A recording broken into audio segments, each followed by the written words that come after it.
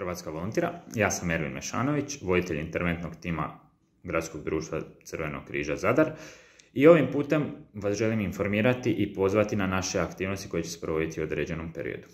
Mi kao Crveni križ se bavimo širokom paletom aktivnosti i programa. Neki od njih su Harm Reduction program, imamo Crveni križ u plavom okviru, trenutno imamo projekt Zlatne godine koji služi za integraciju i adaptaciju starijih ljudi na nove tehnologije, kao i bolja komunikacija sa mlađim ljudima. Na tom projektu rade naši volonteri do 30 godina.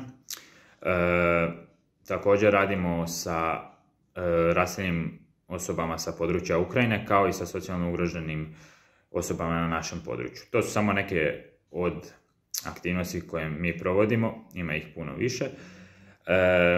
I da pređemo sad na ovaj period aktivnosti gdje vas ja pozivam da nam se pridružite 18. na čišćenju infektivnog otpada na području Zadra. Također će se 18. održavati radionica u sklopu Zlatne godine za radionica društvenih igara gdje potičemo druženje mlađeg stanovništva sa starijom populacijom radi manjeg osjećaja usamljenosti i boljom integracijom u svakodnevicu i učimo ih služenje novim tehnologijama. I također je 19.